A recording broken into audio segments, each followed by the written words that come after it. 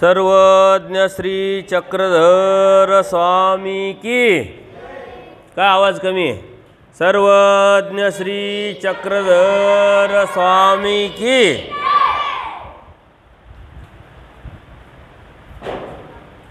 श्री क्षेत्र डोमेग्राम येथे आपल्या ह्या कार्यक्रमाचा 6वा दिवस आहे। बाल संस्कार शिबिर, स्त्री आणि पुरुष संस्कार शिबिर अशा ह्या कार्यक्रमाचं आयोजन केल्यानंतर आपण पहाटे 3ला उठतो, स्मरण करतो, 5ला देवपूजा करून पूजा अवसर करतो, आरती करतो आणि स्थानवंदनाला जातो की नाही दररोज? आणि दररोज आपण स्थानवंदनाला जाताना पायात कोणत्याही प्रकारची चप्पल, शूज घालत नाही। त्यातून आपल्याला धर्माच्या प्रती असलेलं प्रेम निर्माण होतं, सत्व उतरतं आणि आपला व्यायाम पण होतो। म्हणून आपण दररोज वेगवेगळे स्थान आज आपण करत आलो। आज कोणतं स्थान केलं आपण? राजमठ केला आपण। अत्यंत महत्त्वाचं स्थान आहे की नाही?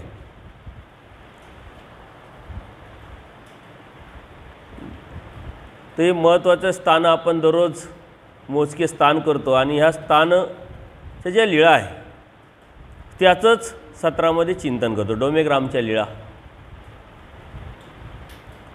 परमेश्वराने सृष्टी निर्माण केली, या जीवाला या सृष्टीत आणलं, जन्ममृत्यूच्या या फेऱ्यातून काढण्यासाठी बोध दिला, ज्ञान दिलं आणि त्या ज्ञानाद्वारे आपल्याला परमेश्वराला प्राप्त करता येतं हेही सांगितलं। परंतु ज्ञानमोचक देवाने जरी सांगितलेलं असलं तर ज्ञानाव्यतिरिक्त परमेश्वराने आपल्याला भरपूर काही सांगितलं, भरपूर काही दिलं, भरपूर काही दाखवलं।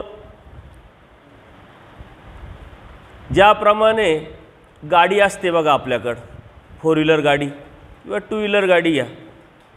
आता गाडी चालवायची आहे तर गाडी चालते कशाने? एक्सलेटरने, है की नाही? मग एक्सलेटरच द्यायला पाहिजे होतं कंपनीनं, पण तसं करण्याच्या ऐवजी कंपनीनं काय केलं?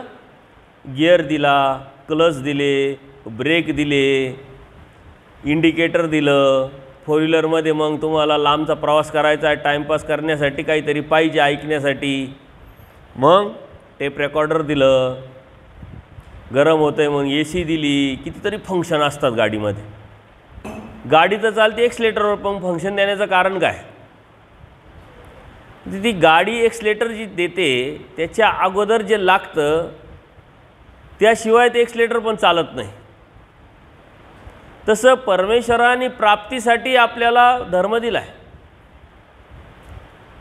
त्या प्राप्तीसाठी ज्ञान दिलं आहे, ज्ञानमोचक सांगितलं आहे। मग त्या ज्ञानापर्यंत जीव डायरेक्ट जातो का? नाही जात। त्या ज्ञानावरती चालण्यासाठी जीवाचा अधिकार, योग्यता प्राप्त करावं लागते। जसं गाडी चालवण्यासाठी पहिले शिकावं लागतं आणि ते शिकणं काय असतं का गाडी स्टार्ट कशी करायची, मग क्लच कधी दाबायचा, कोणता गिअर टाकायचा, मग क्लच सोडताना कसं एक्सलेटर दाबायचं,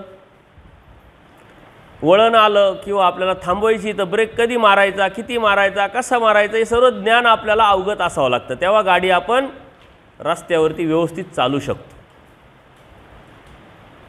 अन्यथा ब्रेक दाबायच्या ऐवजी आपण एक्सलेटरच दाबलं, क्लच न टाकतात गिअर टाकला तर काय होईल? ॲक्सिडेंट होण्याची शक्यता असते, गाडी बिघडण्याची शक्यता असते, आपल्याला अडचण येण्याची शक्यता असते। त्यामुळे सारं ज्ञान अवगत असायला पाहिजे। कोणती वस्तू कशासाठी वापरतात, कोणत्या वस्तूतून आपल्याला काय फायदा होतो, कोणती वस्तू कशासाठी असते, हे जर आपण नाही समजून घेतलं तर आपला ॲक्सिडेंट होण्याची शक्यता असते, आपली गाडी व्यवस्थित आपण चालू शकत। आणि हे सर्व जेव्हा येतं त्यावेळेस मग आपल्याला RTO कडून लायसन पण काढावं लागतं। आपल्याला सर्व येतं पण आपण लायसन नाही काढलं तर पोलीस पकडू शकतात, दंड करू शकतात। म्हणजे शिक्का मारावा लागतो. लायसन काढणाऱ्यांकडूनच ॲक्सिडेंट होतो, असं काही नाही बिगर लायसनवाल्यांकडून ॲक्सिडेंट होतो. तर ती त्यांनी केलेली चूक असते. अचानक निर्माण झालेली परिस्थिती, त्यावरती त्याला कंट्रोल न करता येण्यामुळं त्याचा ॲक्सिडेंट होतो. आज आपण बघतो, पेपरमध्ये वाचतो. तसं धर्म करत असताना, धार्मिकता करत असताना परमेश्वराच्या प्राप्तीसाठी देवाने दिलेला धर्म आणि त्या धर्मातून ज्ञान, त्या ज्ञानातून आचरण, आचरणातून प्राप्ती, सरळ सरळ रस्ता आहे. परंतु सरळ सरळ रस्ता असतानाही मग आपल्या धर्मामध्ये आपल्याला स्थान आहे, प्रसाद आहे, वासनिक आहे आणि भिक्षुक आहे, हे आपल्याला साधनं दिले आहे. याबरोबरच नाम पण दिलं आपल्याला देवानी, ज्ञान पण आपल्याला दिलं, याच्याबरोबर बोध पण आपल्याला दिला. बोध देताच वास्तविक आपल्याला परमेश्वराने प्राप्तीला न्यायला पाहिजे होतं. बोध दिला याचा अर्थ आपण अधिकारी आहोत, आपल्याला सर्व समजलं, त्या योग्यतेचे आपण झालेले आहोत. मग आपल्याला लगेच बोध देऊन उद्धारायला पाहिजे. पण बोध दिला म्हणजे काय? लायसन दिलं देवानी. कशाचं लायसन? परमेश्वराच्या प्राप्तीचं. बोधाशिवाय आपण परमेश्वराला ओळखू शकत नाही, जाणू शकत नाही आणि प्राप्तही करू शकत नाही. म्हणजे बोध म्हणजे काय आहे? लायसन आहे. आता लायसन घेतलं आणि घरातच बसलो गाडी चालवायलाच गेलो नाही तर जमेल का? नाही. मग त्याच्यासाठी आपल्याला हे सारं समजून घ्यावं लागेल, नॉलेज घ्यावं लागेल. ते कशासाठी वापरलं जातं हे समजा. क्लच कशासाठी, गिअर कशासाठी, ब्रेक कशासाठी, एक्सलेटर कशासाठी, बाकीचे फंक्शन असतात, बरेचसे ॲम्युनिटीज फंक्शन्स गाडीमध्ये आता आलेले आहेत, फीचर्स म्हणतात त्याला. हे जर माहीत नसेल तर त्याचा उपयोग आपल्याला करून घेता येत नाही. आपल्या मोबाईलमध्ये सुद्धा कितीतरी फीचर्स असतात. जर नॉलेज नसेल तर आपण फक्त आलेला फोन आणि करायचा फोन, पण त्याच्यामध्ये आपल्याला गाणी ऐकता येतात, भजनं ऐकता येतात, यूट्यूबच्या माध्यमातून, व्हॉट्सअपच्या माध्यमातून सत्संग ऐकता येतात, मेसेज करता येतो, मेल करता येतो, अकाउंटिंग आपल्याला सांभाळता येते. कुठं जायचा प्रवास असेल तर ते लोकेशन जर टाकलं तर ते बरोबर आपल्याला घेऊन पण जातं. किती फंक्शन आहे त्याच्यात. पण ते कशासाठी वापरतात हे जर समजलं नाही तर त्याचा वापर होणार नाही. आणि चुकीचं जर वापरलं तर त्याचा उपयोगही होणार नाही. आपल्याला मोबाईल करायचा आहे ना, आपण लोकेशनचंच बटन दाबत बसलो तर जमेल का? आपल्याला त्याचा मोबाईल नंबर वापरावा लागेल, तो टाईप करावा लागेल, तो नंबर मग त्या नंबरवरती कॉन्टॅक्ट करल आणि मग आपण त्याच्याशी बोलू शकतो. कधी कधी मोबाईलमध्ये बिघाड होते, मग आपल्याला कॉन्टॅक्ट करता येत नाही. नेट आपण टाकतो कशासाठी? जगाशी जोडण्यासाठी. यूट्यूब, फेसबुक, व्हॉट्सअप चालवण्यासाठी आपल्याला नेट लागतं. कितीतरी गोष्टी दिलं तेव्हा तो मोबाईल आपल्याला उपयोगात आणता येतो. तसं देवानी आपल्याला खूप दिलेलं आहे. 4 साधनं दिले, नाम दिलं, शास्त्र दिलं, हे सारे साधनं आहे. आता हे कुठं, कधी, केव्हा, कशासाठी वापरायची जर नाही तुम्हाला समजलं तर देवापर्यंत जायला जो प्रवास आपण करतोय परमेश्वर प्राप्तीचा, तो आपल्याला प्राप्त करता येणार नाही. चुकी झाली तर मात्र आपलं आयुष्य, सृष्टी, बोध, धर्म वाया जाईल. आणि तोच आपल्या जीवनातला सर्वात मोठा ॲक्सिडेंट असेल. ॲक्सिडेंट म्हणजे काय? का आपला मृत्यू त्याच वेळेस. म्हणजे काय? की जो बोध दिला त्याचा आपल्याला उपयोग करता आला नाही, धर्म समजून घेतला नाही, जाणून घेतला नाही आणि म्हणून रस्ता योग्य आपल्याला प्राप्त करता आला नाही, परमेश्वराच्या प्राप्तीपर्यंत आपल्याला जाता आलं नाही. म्हणून स्थान कशासाठी आहे? आज आपण स्थानवंदन करतो बघा दररोज. आज स्थानवंदन केलं आपण. ते स्थानवंदन केलं म्हणजे काय केलं? आपण देवाला आठवलं, देवाचं स्मरण केलं, चिंतन केलं, दुःख व्यक्त केलं. की ज्याप्रमाणे पूजनीय माईम भटांना तुम्ही सुंदर अशी मूर्ती दाखवली, स्वतः श्रीमुखी ज्ञान दिलं, समजून सांगितलं, बोध दिला, त्यांच्या प्रश्नाचे उत्तरं दिले. कारण पूजनीय माईम भट 18 पुराण, वेद, शास्त्र, भास्कर शास्त्र सर्व जाणते होते, ज्ञान तर होतं. परंतु अचूक जे आहे, महत्त्वाचं जे आहे ते मात्र त्यांना ज्ञान नव्हतं. ती अचूकता म्हणजे ब्रह्मविद्याशास्त्र, ती अचूकता म्हणजे एके परमेश्वर. तो परमेश्वर कोण, त्या परमेश्वराने सांगितलेलं शास्त्र काय, तत्व काय, सिद्धांत काय, आणि ते प्राप्त केल्यानंतर, ते समजून घेतल्यानंतर त्यावरती चालायचं कसं. तुमची विचारधारा कशी असली पाहिजे, तुमची मानसिकता कशी असली पाहिजे, तुमचा आचार कसा असला पाहिजे, तुमचं उठणं बसणं बोलणं कसं असलं पाहिजे, हे देवानी सांगितल्यानंतर त्यांना ते करता आलं आणि म्हणून ते परमेश्वराच्या प्राप्तीला गेले. आता आपल्यालाही देवाने त्यांच्या माध्यमातून हे दिलं आहे सर्व, पण योग्य पद्धतीनं नाही वापरता आलं तर आपलंही वाया जाण्याची शक्यता आहे. आपल्याला असं वाटतं मला तर खूप कळतं, सारे स्थानं केले, कितीतरी क्रिया केल्या, साधू संतांना भेटतो, वासनिकांना भेटतो, प्रसाद जोड करतो, नाम पण घेतो, ज्ञान पण घेतो, मग आता देव झाला पाहिजे, देव होईल लगेच. ते योग्य ठिकाणी योग्य गोष्ट वापरता आली पाहिजे. स्थानाने काय होतं हे समजून घ्यावं लागेल आणि तो फायदा आपल्याला त्यातून मिळवावा लागेल. जेव्हा स्थानवंदन करतो आपली योग्यता वाढते, धर्माविषयी देवाविषयी आपलं प्रेम वाटतं, आपलेपण वाटतं. किंचित दुःखे पापनाशे, तिथे गेल्यानंतर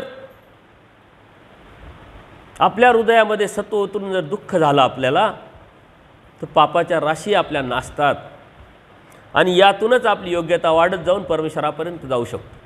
परंतु त्या स्थानातून तेच करण्यातून मला देव होईल अशी मानसिकता जर आपण केली आणि बाकी काही कशालाही हात न लावता तेच करत राहिलो तर मात्र आपण कुठंतरी चुकतोय, लक्षात घेतलं पाहिजे.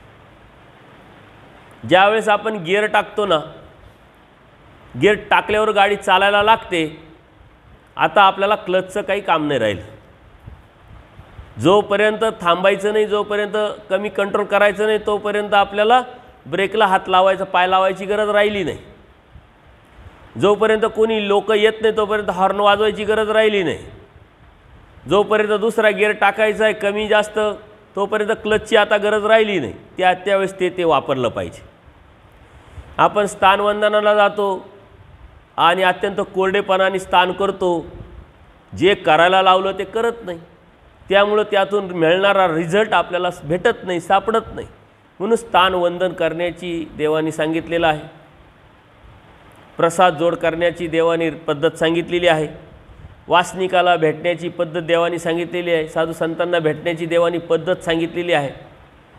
पद्धती चुकल्या का रिझल्ट चुकला, उत्तर चुकलं का मार्क कमी झाले. म्हणून या साऱ्या गोष्टी समजून घ्यावा लागेल. स्थानाने काय होईल, प्रसादाने काय होईल, वासनिकांना भेटल्याने काय होईल, साधू संतांना भेटल्याने काय होईल, आणि ते करत असताना आपण आपलेपणाने भेटलो तर काय होईल, आणि नुसतंच भेटलं तर काय होईल. काही अडचण येते आणि कशाची अडचण येत नाही हे जर आपण नाही समजून घेतलं तर त्यातला आउटपुट रिझल्ट भेटणारच नाही आपल्याला. साधू संतांना भेटलो पाहिजे.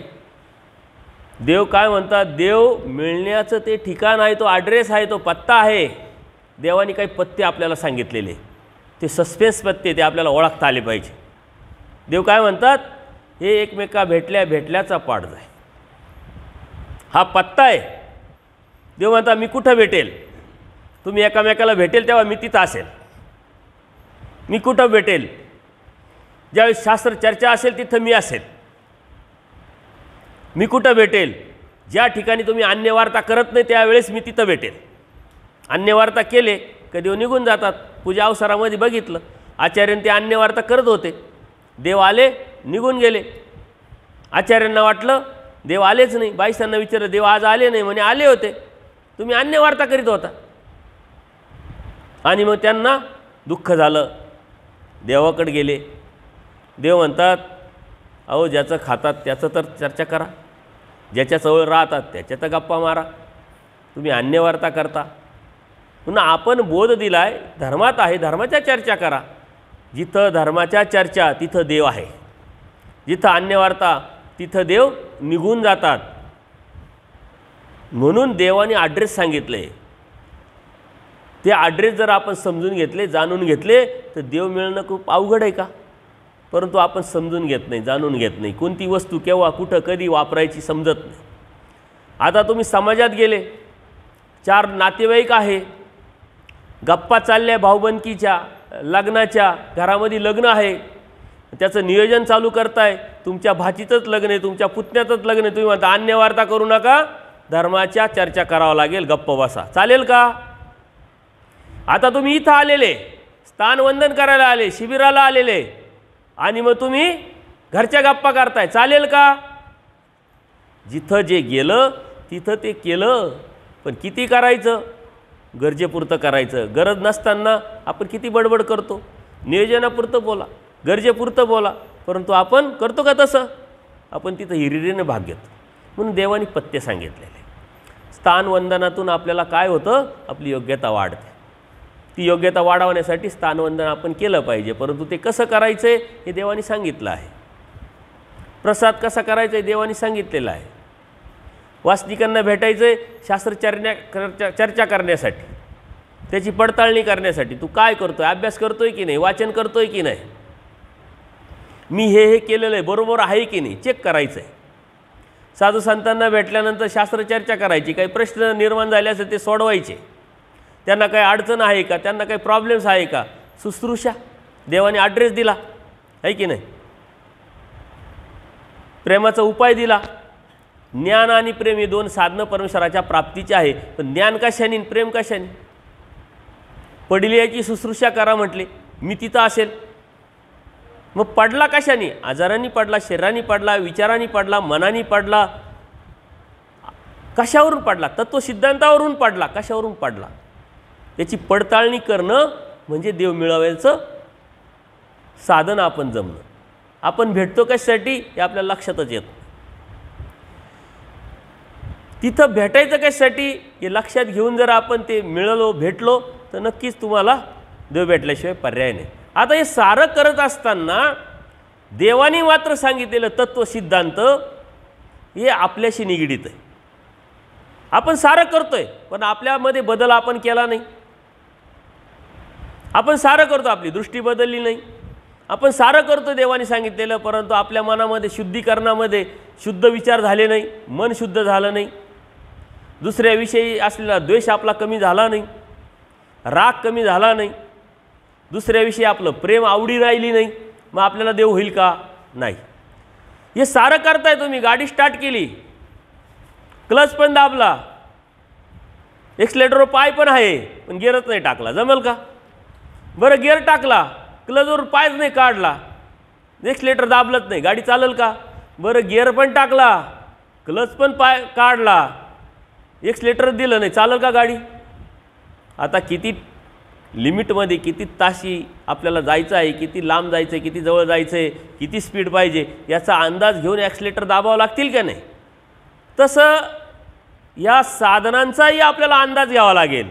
एखादे साधक आहे नवीनच अनुसरलेले आहे. आता बाबांनी सांगितलंय साधू संतांकडे गेल्यानंतर मग शास्त्रचर्चा करा, प्रश्न करा. आता नवीनच साधक, अभ्यास खूप नाही, आणि मग त्याच्यावरती केला तुम्ही प्रश्नांचा भडीमार, जमेल का? नाही जमणार. तुम्हाला अंदाज घ्यावा लागेल. गाडी चालवताना तुम्ही अंदाज घेतात. टर्न आला तर कमी करतात, एक्सिलेटर आलं तर कमी करतात, गिअर बदलतात. हे सारे अंदाज आपण गाडी चालवताना घेत असतो. आपलं घर चालवताना सुद्धा अंदाज घेतो. किराणा भरलाय, किती भरलाय, कमी झालाय, किती झालाय, महिन्यानी भरायचा, 15 दिवसांनी भरायचा. महिन्याचा किराणा भरला आणि एखादी वस्तू कमी झाली, आपण ओरडत नाही महिन्याचा भरलाय आता वस्तू आणणार नाही किराण्याच्याच वेळेस. आपण ती मागून घेतो, आणून घेतो. गरज आहे. सारे अंदाज आहे आपल्याला. गाडी चालवायचे अंदाज, खाण्याचे अंदाज असतात आपल्याला. किती चपाती मग तेवढीच आपण घेतो, किती भात तेवढेच आपण घेतो, आवडीचे असं तर थोडी मागून घेतो, त्रास होणार नाही याची बी काळजी घेतो. सारे अंदाज आहे आपल्याला. पण धर्माचे अंदाज जर आपण नाही घेतले, समजून नाही घेतले, जाणून नाही घेतले, तर त्यातून आउटपुट जे भेटायला पाहिजे, देवाने जे द्यायचं आहे ते मिळेल का? नाही मिळणार. आता नामस्मरण करायचं. नामानी देवाने सांगितले, नामानी वेद, नामानी बोध, नामानी साह्य, नामानी प्राप्ती. भेटलं नाम, सुरू होईल का? ज्ञान काहीच नाही घेतलं, समजून काहीच नाही घेतलं. आता ज्ञान म्हणजे काय? सारं सूत्रपाठ पाठांतर, लीळाचरित्र पाठांतर, 5 स्थळं पाठांतर, असं नाही. ज्ञान म्हणजे जुजबी ज्ञान, जे गरजेचं आहे विधी अविधी, काय करावं काय नाही करावं, कसं राहावं कसं राहू नये, कसे विचार असावे कसे विचार असू नये, कशी दृष्टी असावी कशी दृष्टी असू नये, जुजबी ज्ञान आपल्याला व्यवहाराचं असलंच पाहिजे. आपण चाललोय प्रवास करायला, गाडीमध्ये बसलो, द्या तिकीट म्हटल्यानंतर ते तिकीट देईल का कंडक्टर? ते म्हटले कुठं जायचं? ते म्हटले तिकीट द्या, तुम्हाला काय करायचं आम्ही कुठे जाऊ. जमेल का?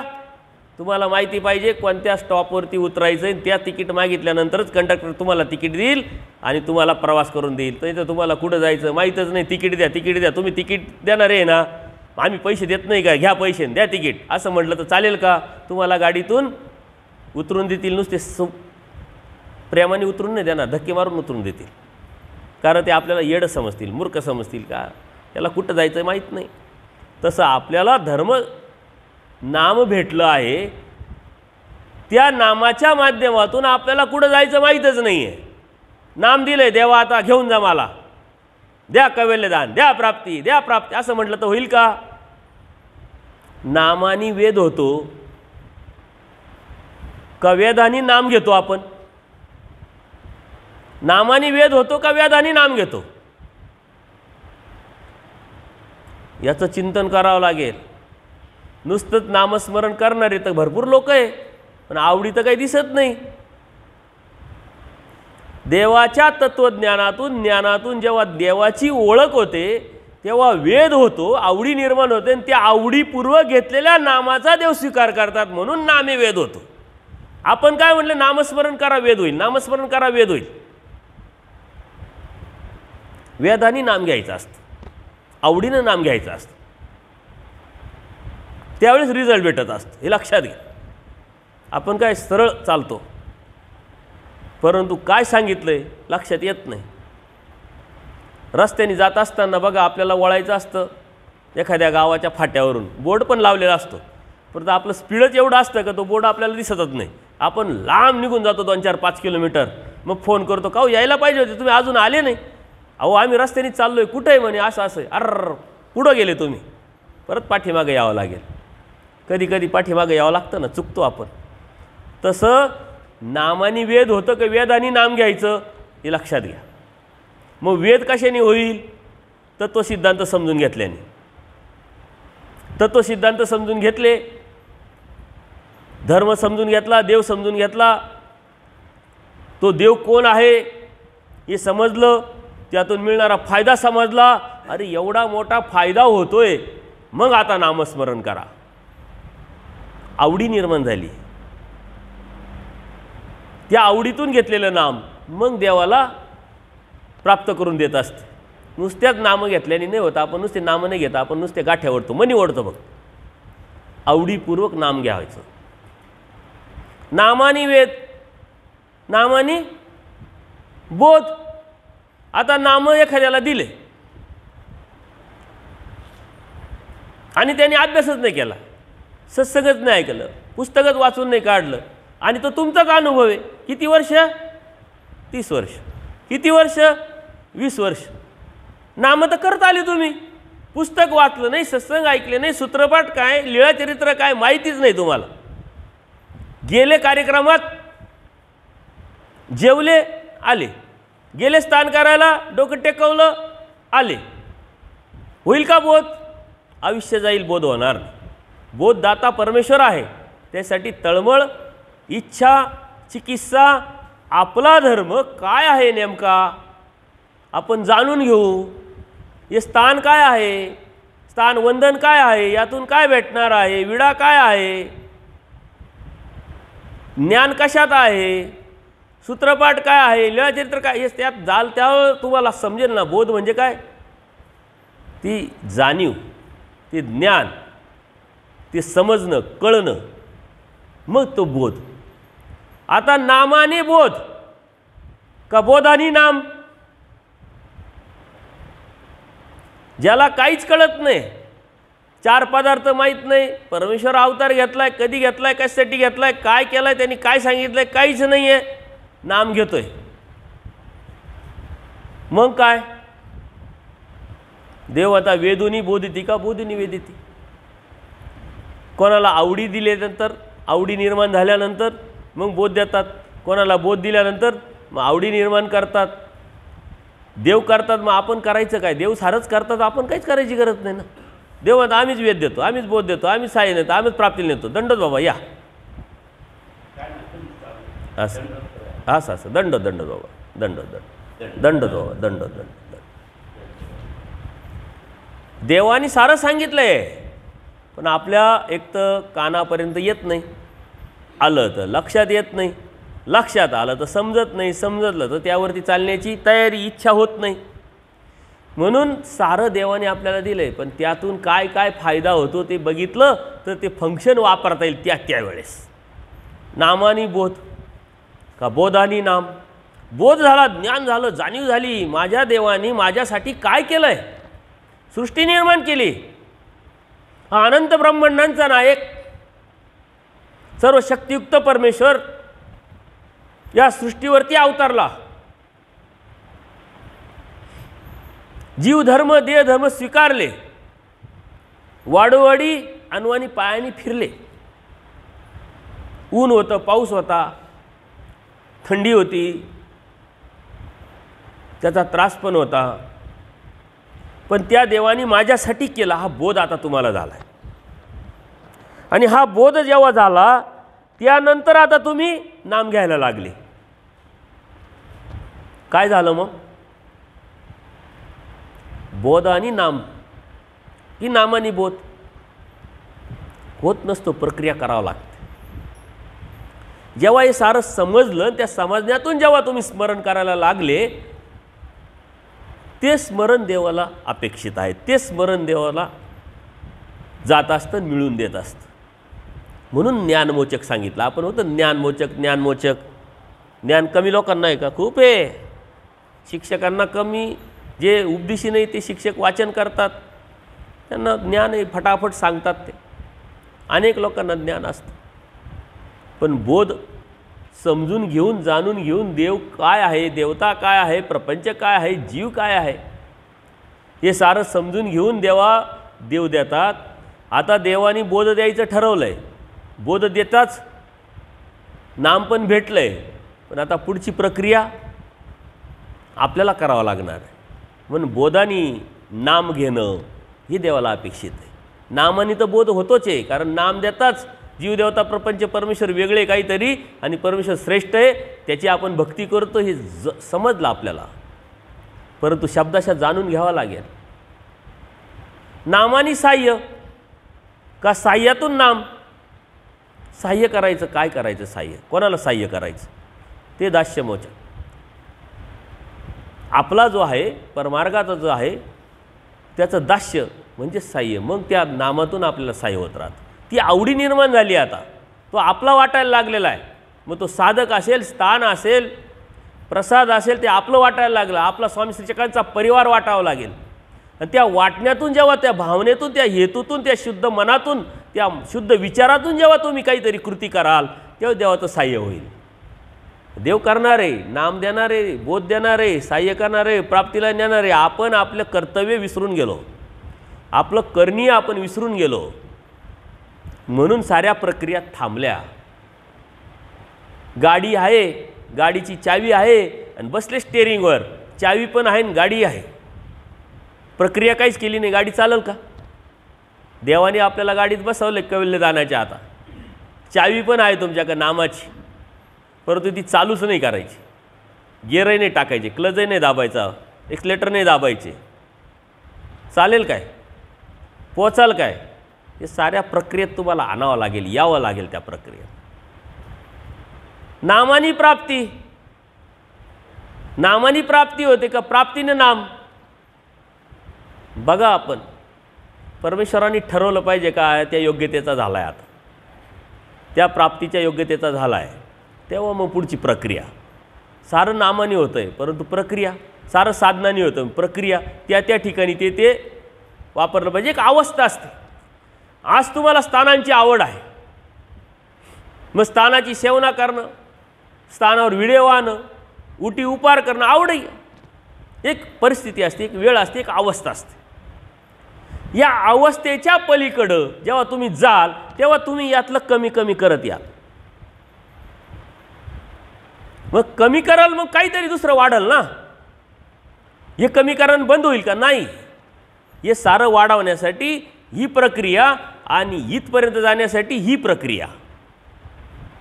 अवस्था कोणती त्यावरती सारं अवलंबून आहे. एक वेळ अशी येईल का कुठं जायची इच्छा नाही. माझा देव तो श्री चक्रधर, तोची व्हावा तोची भेटावा आणि त्याचं स्मरण, स्मरणाची त्याची आठवण आणि त्या आठवणीतून सत्व आणि दुःख, स्थानाची आवश्यकता नाही राहिली, क्रियेची आवश्यकता नाही राहिली. मग त्यावेळी डोऱ्या डोंगर दिसेल. त्यावेळेस झाड, आता देवाने सांगितलं झाडातळी असावे, झाडातळी असावे, आणि उठान सुटा झाडाखाली जाग. जमेल काय? वेडा होईल तो.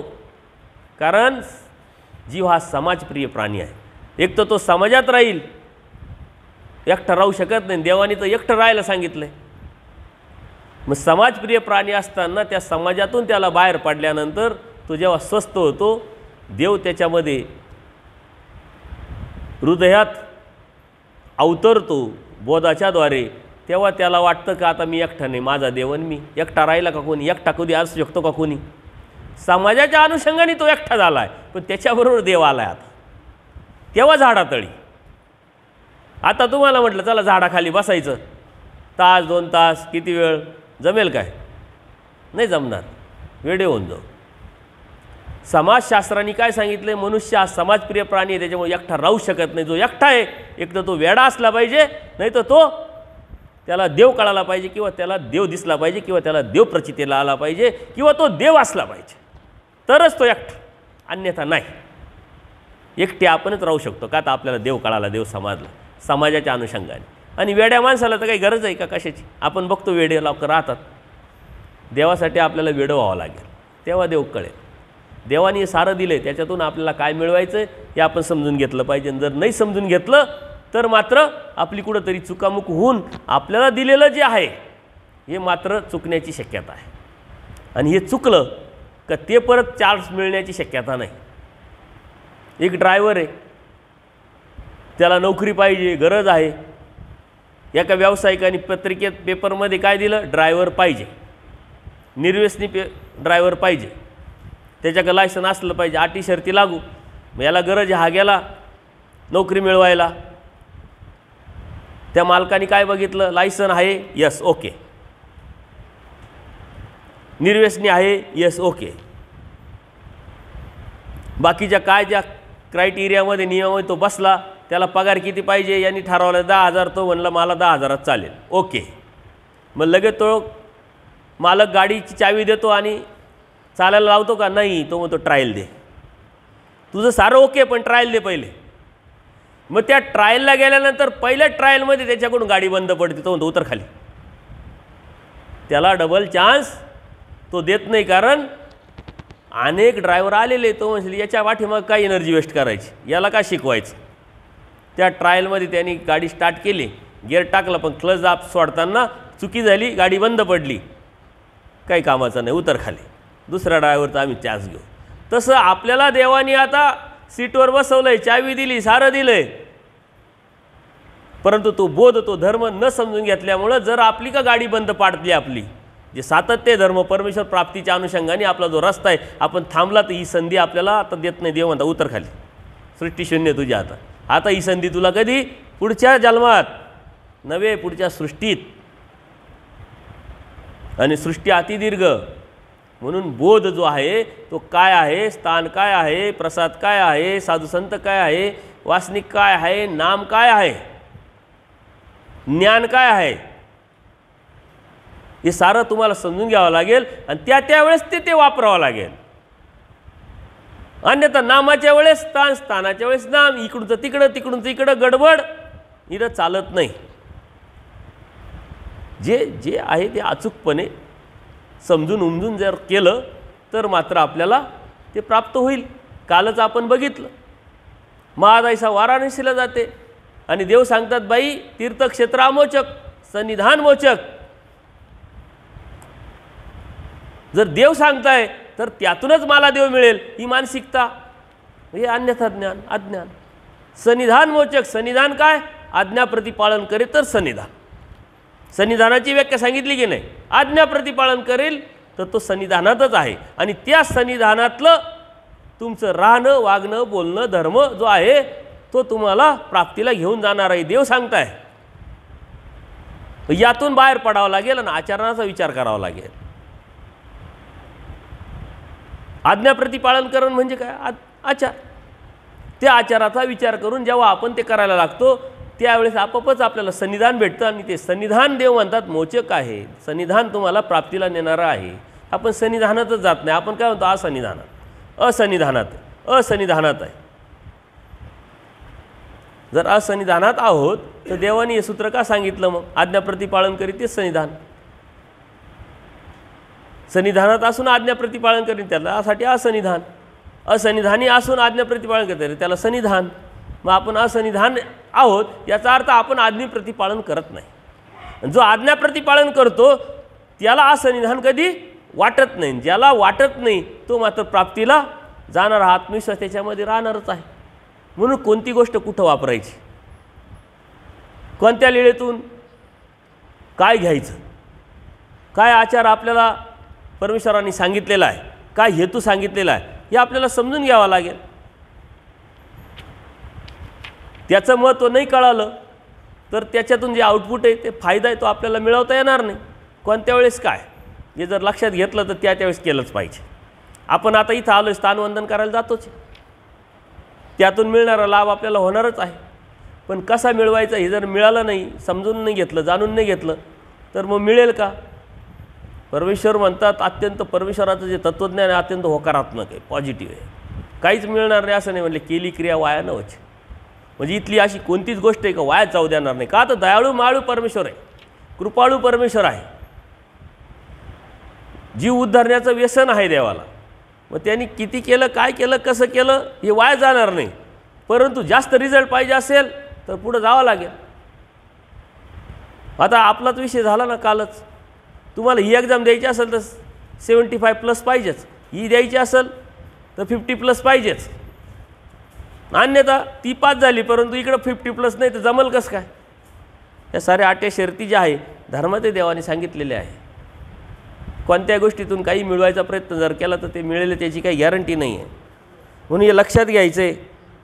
एक दिवशी स्वामी निरूपण करत असतात आणि ते निरूपण संपलं, निरूपणाची वेळ संपली आणि आचार्य आहे नाथोबा आहे थोडे बाजूला जातात आणि आचार्यांना सहजच वाटतं की आपण आता मनन करावं, चिंतन करावं, संवाद करावा जेणेकरून आपली उजळणी होईल। म्हणून नाथोबांना विचारतात देवानी काय सांगितलं, ते म्हटले माझ्या लक्षात नाही, म्हणले थोडंफार काहीच नाही म्हणले, एखादा शब्द काहीच नाही म्हणले, आत्ताच ऐकलं ते प्रत्यक्ष देवाकडून, तरी नाथोबा म्हणतात मला काहीच सांगता येणार नाही। आचार्यांना आश्चर्य वाटलं, असं कसं काय होऊ शकतं?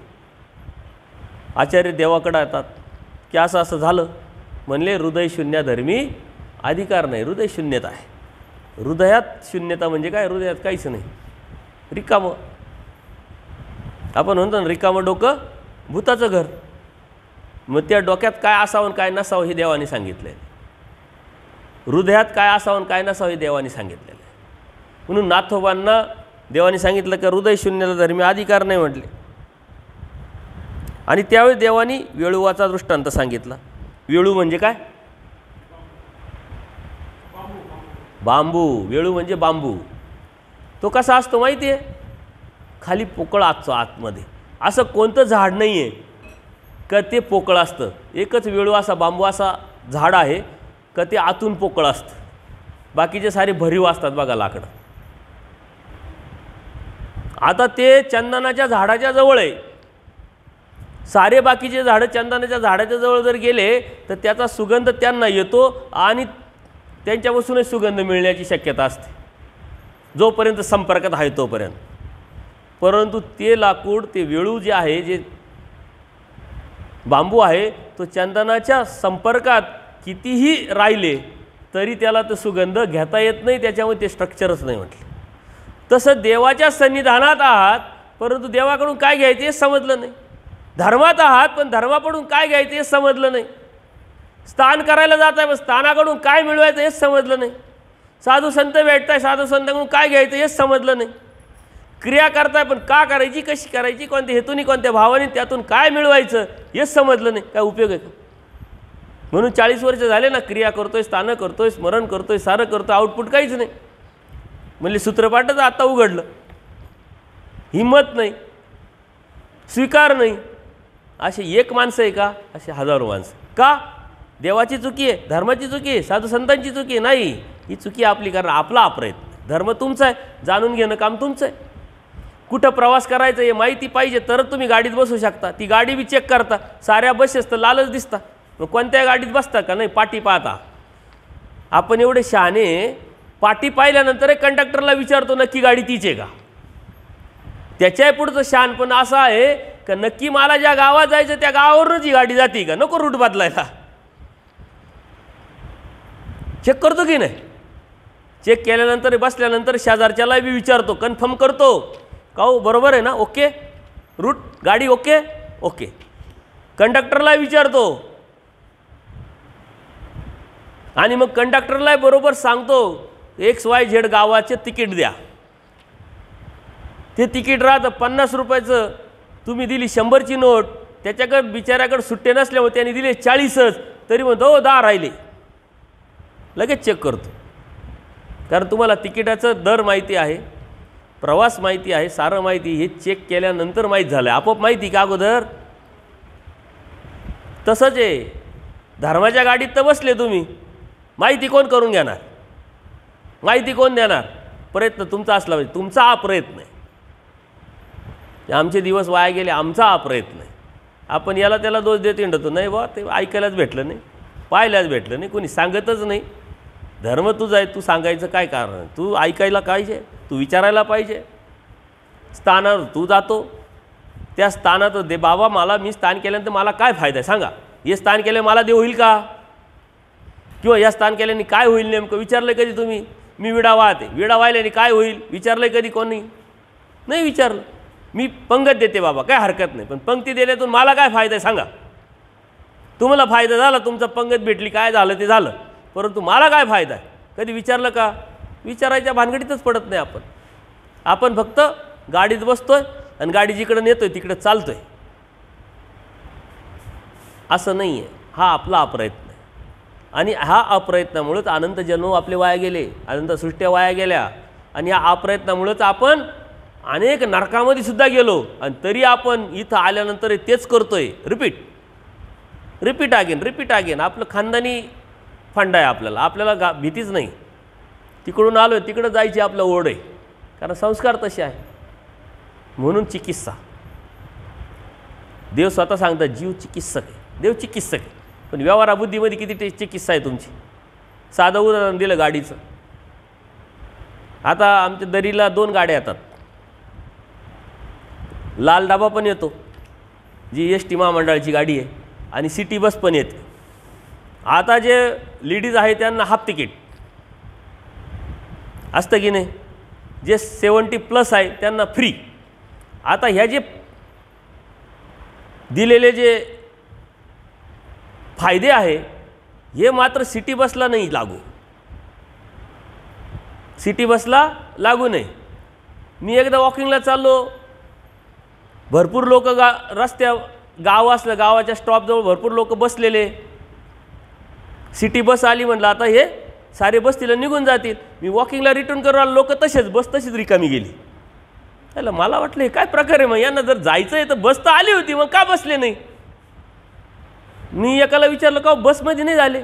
अहो या बसमध्ये हाफ तिकीट चालत नाही म्हटलं, फ्री चालत नाही. म्हटलं जाणार कशी? पाठीमागून गाडी येते ना म्हणे. ते आपल्यापेक्षा हुशार. त्यांनी तिकडंच ॲडजस्टमेंट केली आणि तो लाल डबाच बंद करून टाकला. ते म्हटले आम्ही 4 चक्रा मारतो त्याच्याऐवजी 6 मारू, पण तुमची गाडी आली तर मग आम्ही बंद करून टाकू. काय करायचं बोला? ST महामंडळाची गाडीची येणं बंद झाली. म्हणले ती गाड्या कचाकच भरून जातात आणि आमची गाडी रिकामीच जाते, मग आम्हाला कसं परवडेल? बघा फायदे कुठून मिळवायचे, कोणत्या गाडीत बसल्यावर मिळतात हे आपल्याला सारं माहिती. मग आपण विचारायला पाहिजे ना, कधीतरी ते काय लगेच आपोआप कळालं का त्यांना? कधीतरी एखादा जण बसला तो द्या हाफ तिकीट. अरे 40 वर्षाचा धडधाकट माणूस दिसतो तो हाफ तिकीट मागवतो. अहो म्हणे मग ते लेडीज असेल हाफ तिकीट द्या. 40 वर्षाची लेडीज दिसेल तुम्ही हाफ तिकीट कसं काय मागतात? म्हणजे आम्हाला गव्हर्नमेंटनी आम्ही मुख्यमंत्र्याच्या लाडक्या बहिणी आहे, आम्हाला गव्हर्नमेंटनी दिलं आणि तुम्ही नाही म्हणतात. अहो ह्या गाडीत चालत नाही ते. तेव्हा अरे कसं काय चालत नाही? नाही म्हणे सिटी बस आहे, फुल तिकीटावर जावं लागलं. ती पस्तावली तिनं साऱ्या गावात बाबाटा करून दिला, त्या गाडीत जायचं नाही बरं का. मी फसले. तसं इथं होतं का?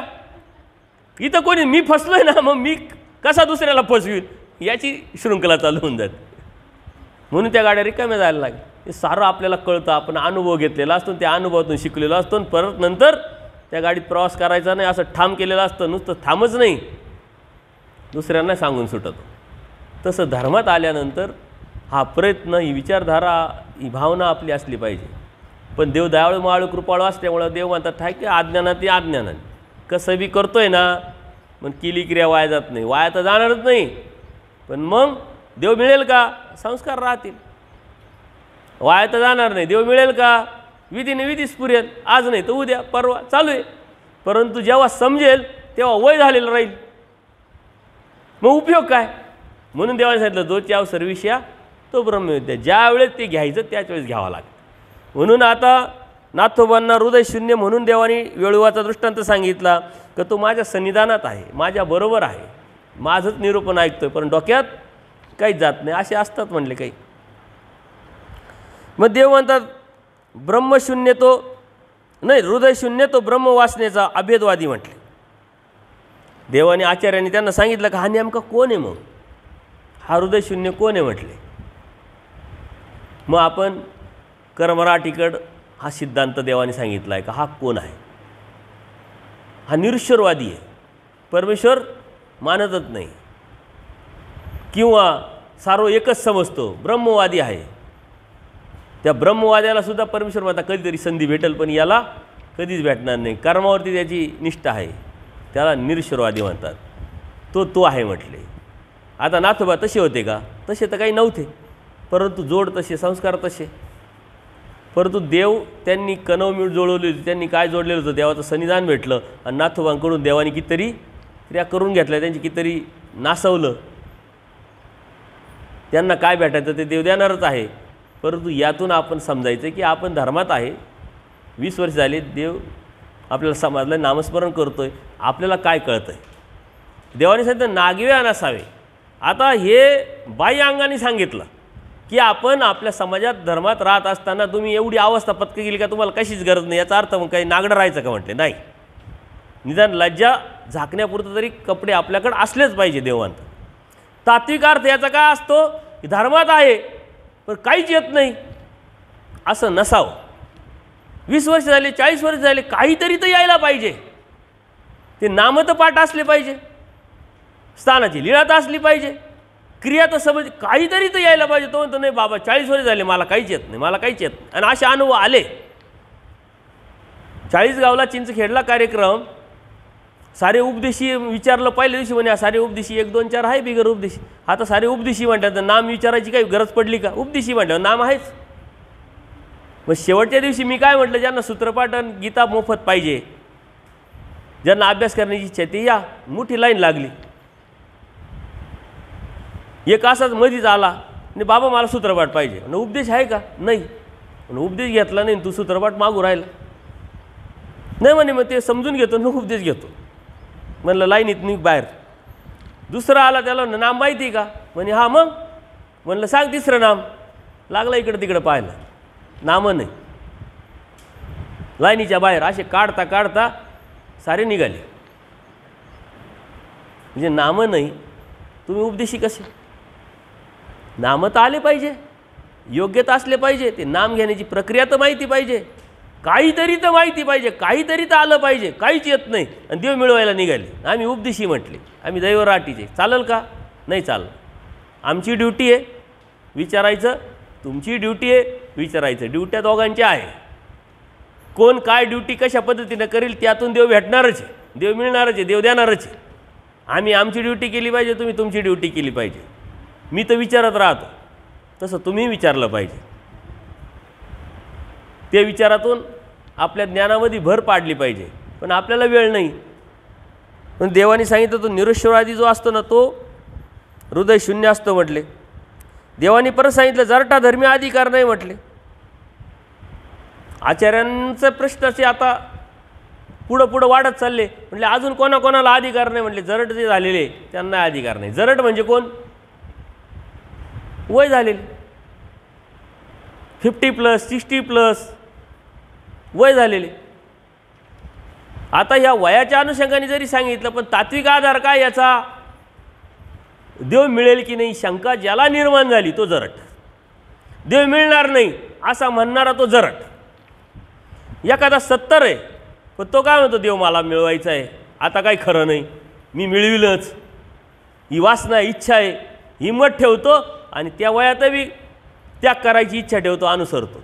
तो जरट म्हणता येईल का त्याला? नाही. ज्याची देव मिळवण्याची इच्छा मेली, वासना गेली, तो जरट. इथं वयाचा काही विषय नाही. मग एखादा 25व्या वर्षी म्हणायला लागला, काय खरं असतं? कोणी देव पाहिला आहे? उपदेश तर घेतला आहे माझे आई वडील होते म्हणून, पण काही खरं नाही, मला काही ते जमत नाही, मला काही पटत नाही. तो जरट झाला म्हटलं. जरठा धर्मी अधिकार नाही, त्याला धर्माचा अधिकारच नाही म्हटलं. देव समजून उमजून देव मिळवायच्या अनुषंगाने ज्यांनी प्रवास केला, जो प्रवास करतोय, जो वासना ठेवतोय, जो इच्छा ठेवतोय, जो तळमळ करतोय, अर्थता करतोय, अर्थता ठेवतोय, तो कोमळ आहे, तो जरट नाही. आणि ज्याला वासनाच गेली तो जरट आहे, त्याला मात्र धर्माचा अधिकार नाही. देवाने एकाच लीळेतून आपल्याला बऱ्याच काही गोष्टी सांगितल्या आहे आणि त्याच्यासाठी ते समजावण्यासाठी जार सलियाचा वाळुकाचा दृष्टांत सांगितला आहे. वाळूक या वाळकाचे 4 दृष्टांत सांगितले. जार सेले वाळूक असते म्हटले, ते खाऊच नाही म्हटले. जार सेले म्हणजे काय? थोडंसं वय झालेलं जास्त, त्याला मीठ मुठमुठची जर लावायचा प्रयत्न केला आणि खाल्लं तर तोंड येतं. काही असे पदार्थात तोंड येतं बघा. आता हे कोण असतं माहिती आहे का? ज्यांनी 50 वर्ष धर्मात काढले. आम्हाला तसा अनुभव कधीतरी येतो. मग आम्ही जर एखाद्याला म्हटलं ना की मग आता 50 वर्ष उपदेश झाले, तुमचं काय राहिलं आहे आता, तर त्याच्याकडून अपमान होण्याची शक्यता असते. आम्हाला अंदाज घ्यावा लागतो का कसं बोलायचं, कोणाला बोलायचं, किती बोलायचं. नाही त्याच्याकडून देव काय म्हणतात, ते शेवळलेल्या खडकावरती पाय देऊ नये म्हटले. आणि जर दिला तर तुमचेच गुडघे नाडगे फुटण्याची शक्यता आहे. हे शेवळलेले खडक असतात, ते हृदय शून्य असतात, काठीण्य आलेलं असतं.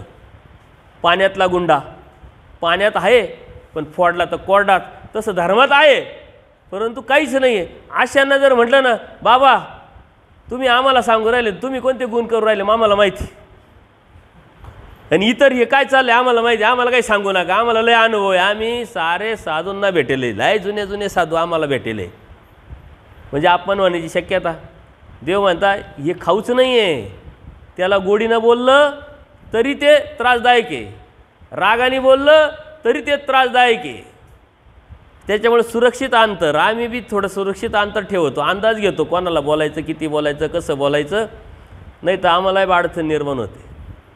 तसं तुम्हालासुद्धा आहे, कोणत्या साधूंशी कसं बोलावं, काय विचारावं, काय बोलावं, नाही तर तुम्ही लुंगे लावून पान मग शहाणपणा शिकवा म्हणशील, म्हणजे आली का पंचायत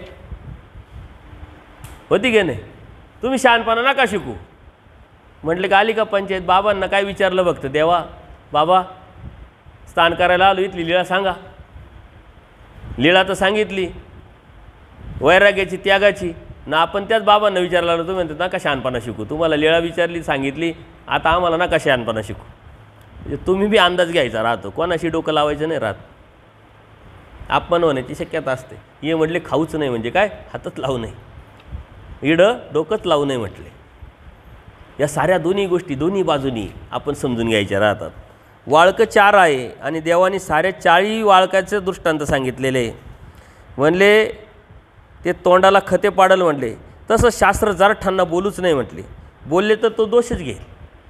जे जरट आहे, ज्याला देवावरचीच निष्ठा नाही आहे, देवाचा बोधच नाही आहे, देव आहे याचा अस्तित्वाचीच जाणीव नाही, किंवा देव मिळवायला पाहिजे, अनंत जन्म वाया गेले आता नाही तर कधीच नाही अशी भावनाच नाही आहे, त्याला शास्त्र सांगू नये म्हटले. सांगून काय उपयोग आहे?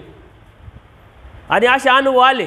आत्ताच्या एका सत्संगाला गेलो, सांगत असताना देव मिळण्याची सर्वात मोठी संधी म्हटलं आपल्याला देवाने दिलेली आहे. एकाने हातवर केला. म्हटलं का बरं, काय प्रश्न आहे?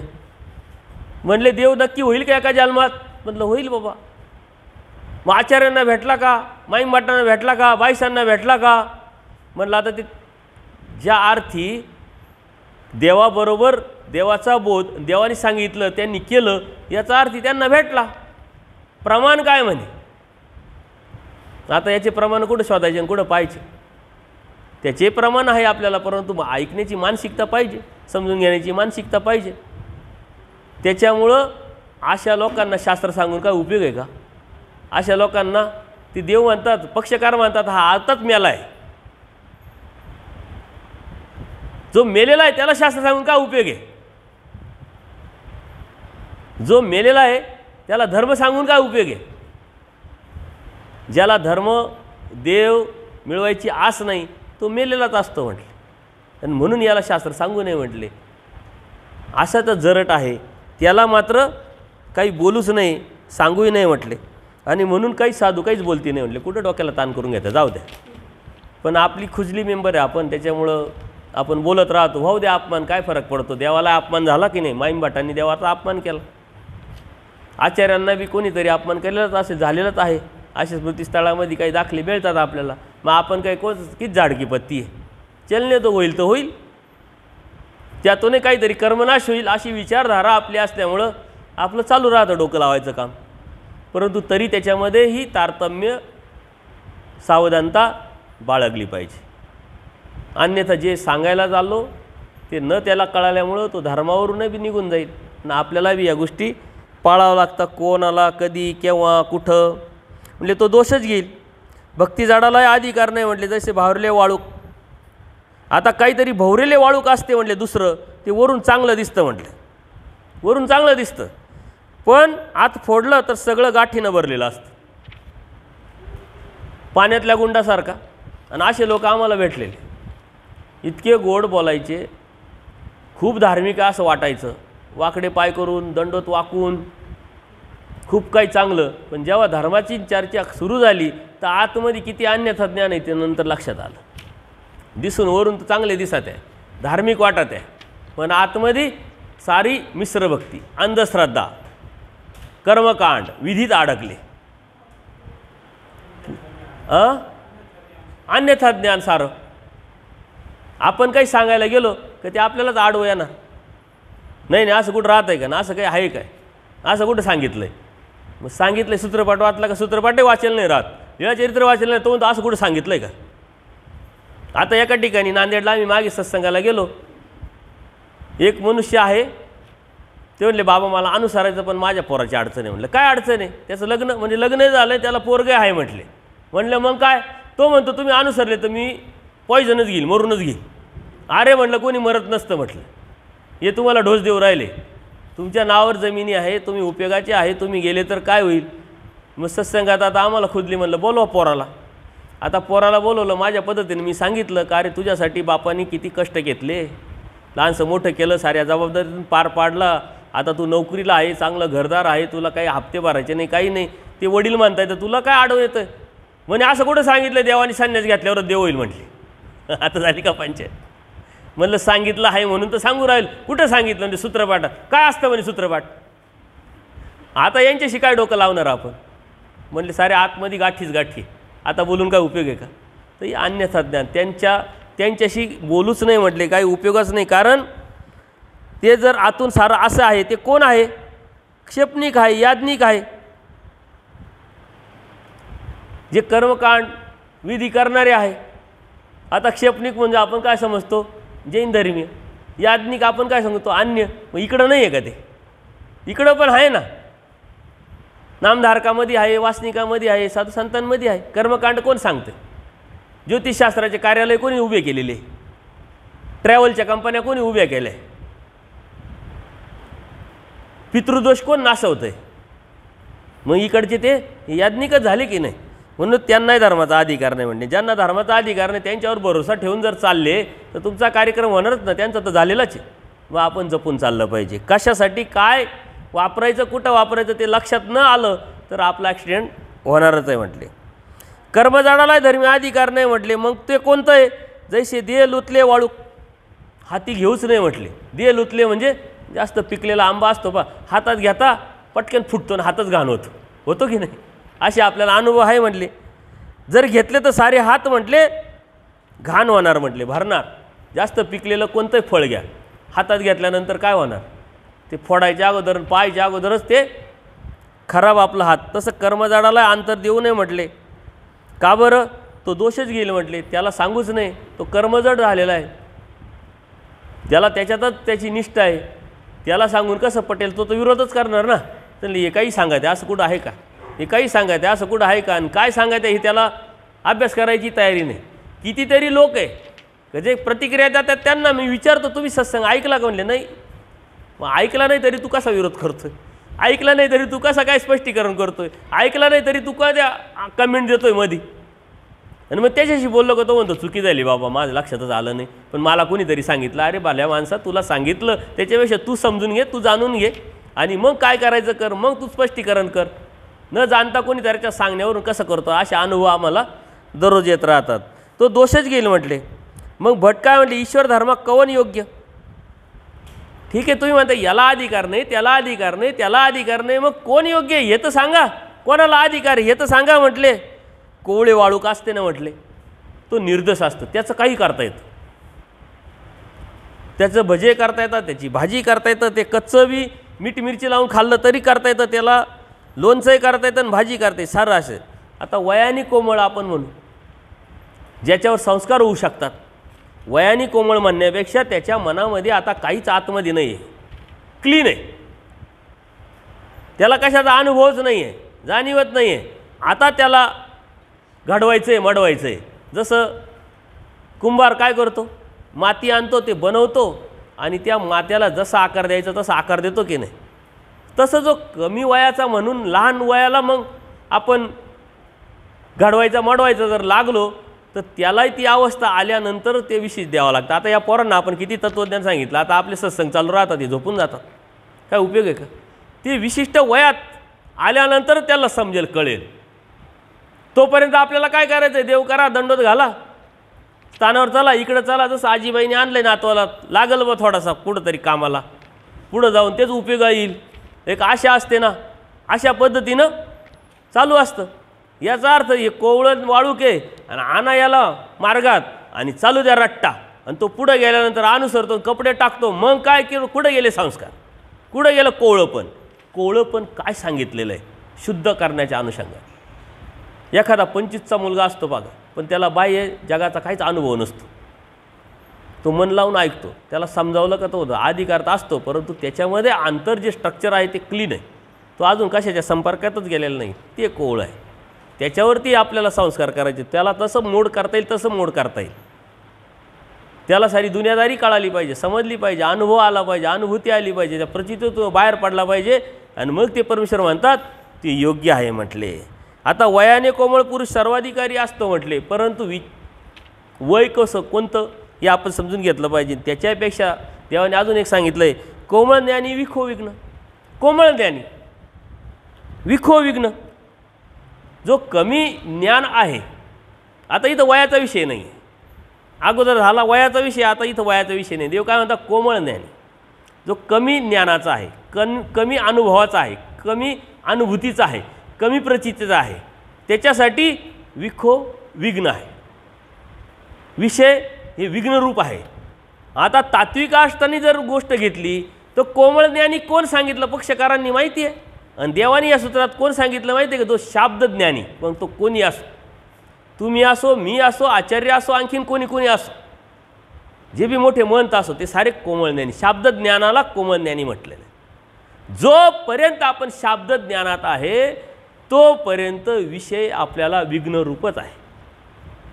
असं मी म्हणू शकत नाही आता मी कपडे घातले आणि मला काय होणार आहे, कोणते विषय येऊ द्या, जड येऊ द्या, चेतन येऊ द्या, आता तर मी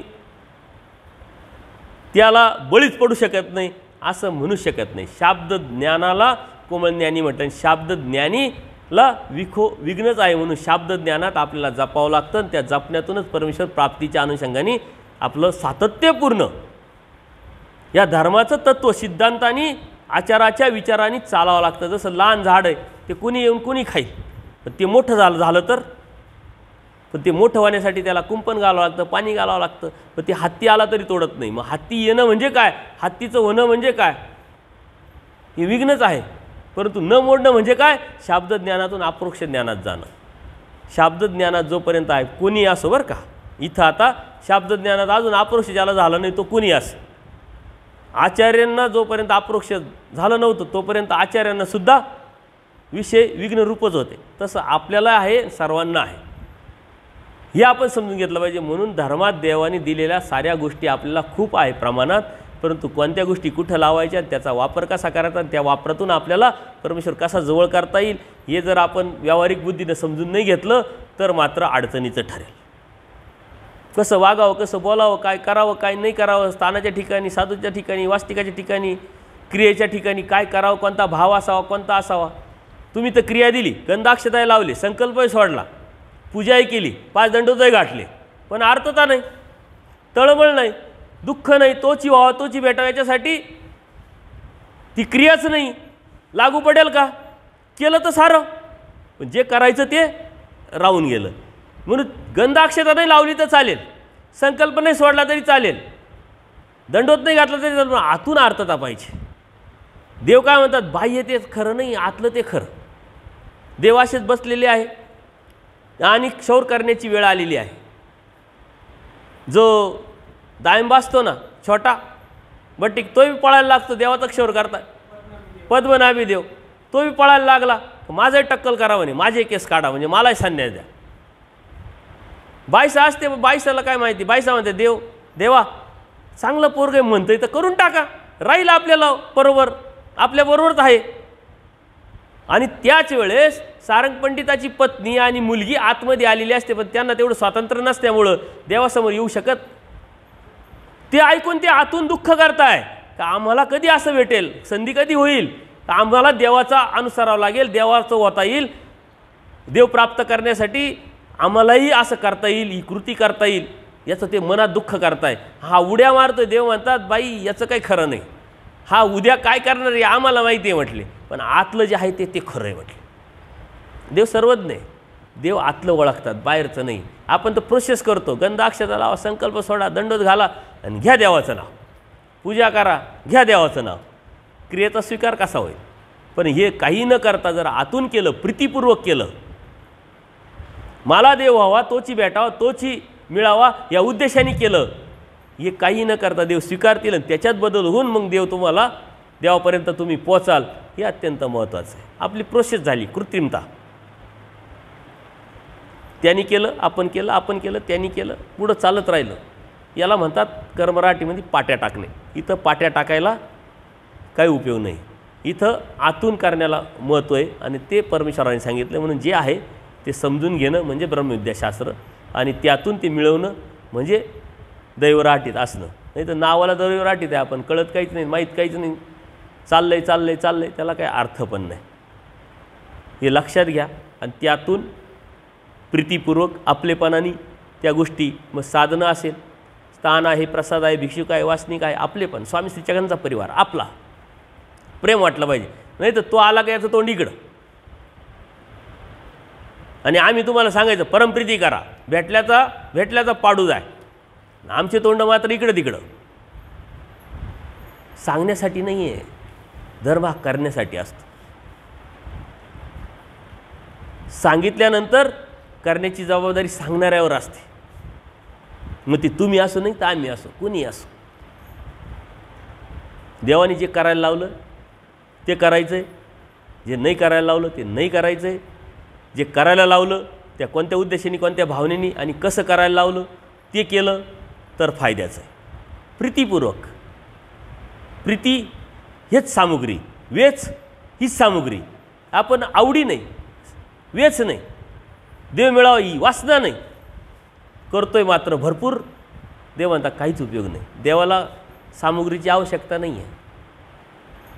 देवाला आवडीची आवश्यकता, आवडीपूर्वक प्रीतीपूर्वक केलेल्या गोष्टी देव स्वीकारतात. देवाच्या ठिकाणी लीळाचरित्रात जा कितीतरी तर उपार झाले, पण स्वीकारला अशा खूप कमी लीळा आहे का देवाने तो स्वीकारला. का स्वीकारला याच्या पाठीमाग कारण आहे ना, आवडीपूर्वक, दुःखपूर्वक, तळमळपूर्वक. तेव्हा तसं, आत्ता असंच. सिस्टम मात्र बदलत नाही, सिस्टम तीच आहे. ती निर्माण करण्यासाठी शास्त्र अभ्यासणं, जे जसं आहे तसं जाणणं, जाणून घेणं आणि त्यावरती चालणं, इतका सोपा, सरळ, स्पष्ट, पारदर्शकपणे देवाने सांगितलेला धर्म आपण मात्र अप्रयत्नाने बिघडवला आहे. वेळ कधीच जात नाही. आजही प्रयत्न करून ते जर मिळवलं तर नक्कीच देव होईल, यात मात्र शंका नाही. सर्वज्ञ श्री चक्रधर स्वामी की दंडवत हो.